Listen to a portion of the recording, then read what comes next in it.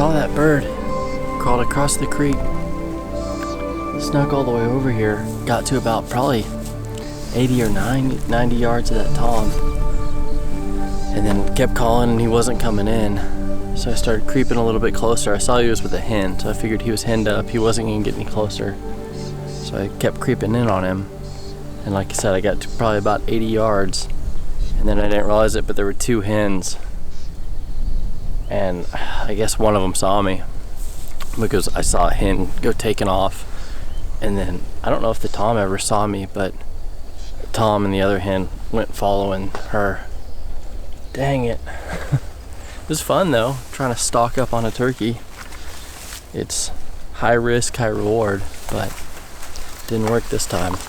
Well, I think I'm gonna go cross the creek and just kind of work that way, see if I find another one.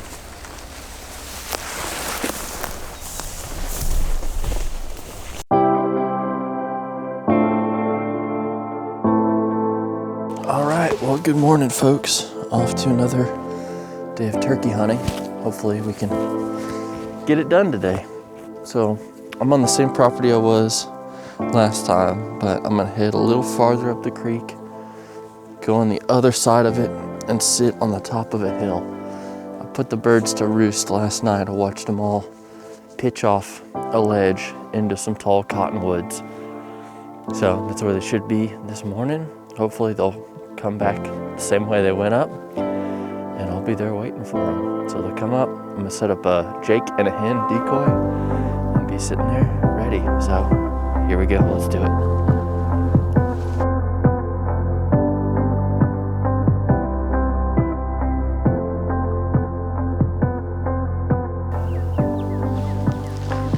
All right, we just got the first gobble a moment ago.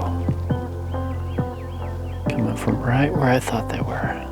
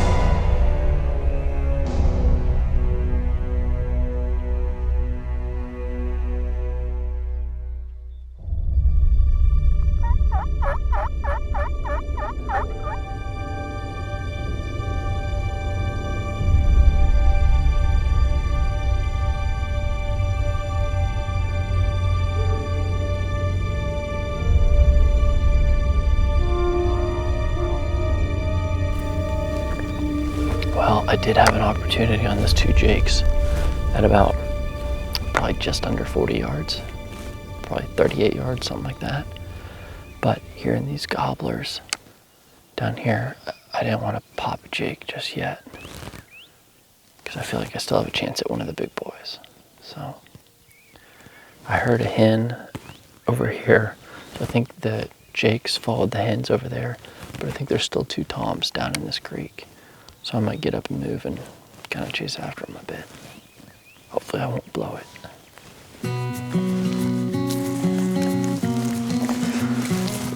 Well, I was right on the money where the hens and jakes came over. It's cool to see those jakes putting on a bit of a show.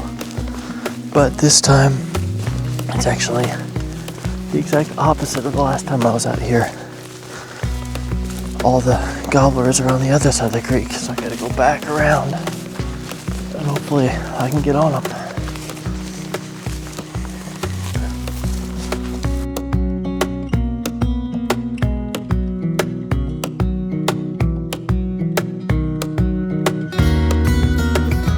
Now, of course, those 2 big toms I was hearing decided to shut up. I'm worried they were right on the property line, and they kept going north, which is further away from the property where I can hunt, because I'm not hearing anything now. Shoot. Yet again, I started with a great scenario and boogered it up. I'm starting to regret passing on those jakes. I'm not above taking a jake, but I'd rather let them grow up and take those next year and take a big tom. But if that's all I get an opportunity at, yeah, I'll do it. But right now I'm hiking back over to kind of where I was, see if I can pick up those birds again.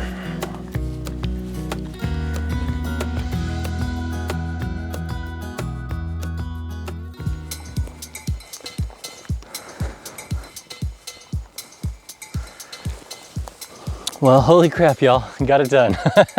I had been walking around in these woods. Whew, what time is it? 10:30. So I had been walking around in these woods for about an hour, and I had not heard a gobble. And it's just the last couple days, as soon as they come out of the trees, they pretty much quit gobbling. So that's kind of what I figured was going on. So just moving really slow, and I saw a hen pop her head up in just above this grass here. So I kept walking through the woods really quietly, and I crouched down when I saw that hen put her head up, and I saw her moving. Then I saw another hen, and then I saw 2 jakes behind those 2 hens. And I think it was probably the 2 jakes I passed this morning. So normally, yeah, I'd opt for a mature tom over jakes, but I think the toms are on another property that I can't hunt, and the jakes are what's here. So I went for them, but I saw them, and then this was 100% spot and stalk. I tried calling once or twice, and they didn't respond to the call because they were with those hens. So I put the call away, and I literally belly crawled through this grass about 300, 350 yards, just watching those heads. And then I waited till they kind of stopped, and then I crawled up on them like a cat. Crawled up to where I was probably about 40 yards away from them, and they were behind some brush. And then I crawled up probably about 5-10 more yards, and then they started crossing a tiny little open area, kind of like here. And when I saw that red head walk by, I just raised up quietly, let him have it. I think I caught it on my Tacticam. I tried turning it on, but I can't really tell what I got or what I didn't get on that camera.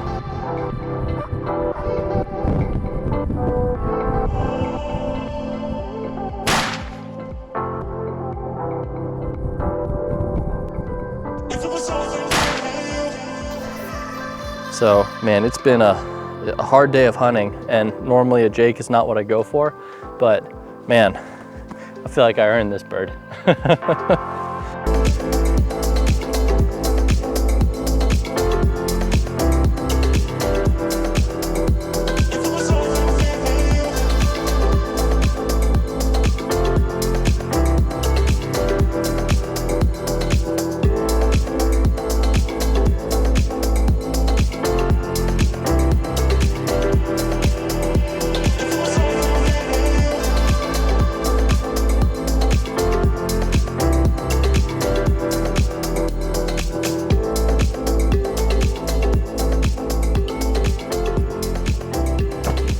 easy. So first off, coming out of the field, attach your tag to a leg. Normally I use a zip tie. I just had a piece of wire today. But you're supposed to have that notched, filled out, at least in the state of Texas, when you come out of the field with it. So cleaning a turkey, you don't need a big old honking knife. Just a regular pocket knife will do. This is just kind of my everyday carry knife. First, find that sternum. Just make a little slit, and you don't even have to do that. You can technically tear that open. So I just make a little slit in the skin, and then from there, I'll just tear it open. Yeah, I'm glad I'm getting on this now because it's hot. It's real warm. So just pull that back, and there's that beautiful, yummy, clean breast meat. And now you can pluck it. Some people think it's wrong to cook a bird without plucking it, but I honestly, for how I cook it, a lot of times I'll just do something with the breast. And then I do keep the legs, absolutely. And yeah, there is some feathers on the meat, so I'm gonna wanna clean that off, but you get the idea. So that's enough to see the bone, see the meat. You just kind of work here. Look how beautiful and clean that meat is. I love it. It's good stuff right there. Oh, and I sliced in a little too far. Keep going down all the way to that balloon, if you will. And then pull it back, pull it back. And then you'll kind of know when you're done. The bone kind of flattens out.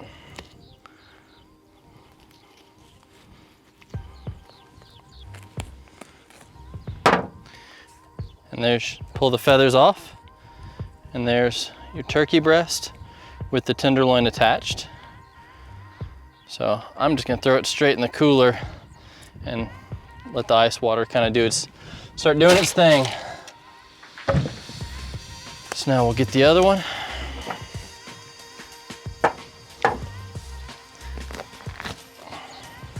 And I like to pull those legs back. It makes it a little easier to see what you're working with here.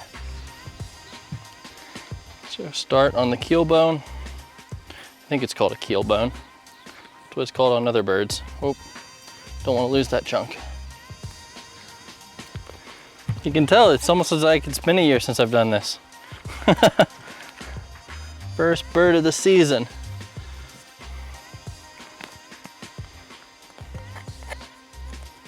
There we go.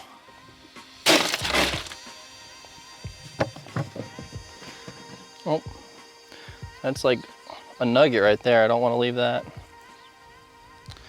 Don't leave any of this good breast meat. So even these little bits, throw that in the fryer. It's pretty darn good. And now the legs. Some people don't keep the turkey legs, which I think is kind of a sin. People don't keep them because they're tough. And I'm not gonna say they're wrong, they are tough, but I think it's great for soup or stew, or put them in a pressure cooker, make a turkey pot pie, anything like that, where you can kind of render it down a little bit. So I'll just take the skin, pull it all the way down, and just keep pulling it straight off the back of the leg. So you've got a naked turkey leg here. Keep pulling it around, and then I popped that joint out. You may have heard that pop sound earlier. I'll just take my knife, kind of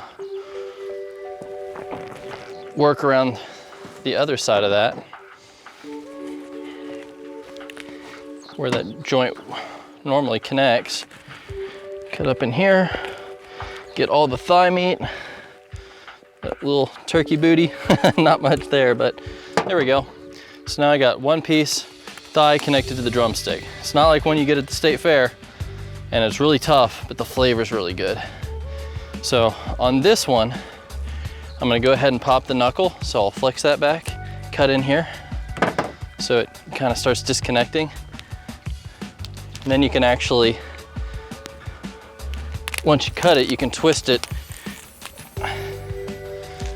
and pull that right off. And then just slice through the skin and tendons. Now, if you have a bird and you want to keep the spurs, obviously take care of that section. but I'm just required to keep the leg that's got the tag on it. So get this.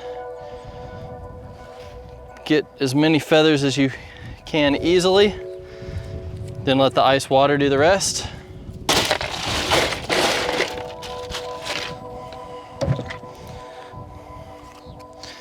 Same thing on the other side. Grab the skin, rip it all the way back. So pull that back. Now this one, I'm gonna leave the leg attached. Pull this back. Pop the joint.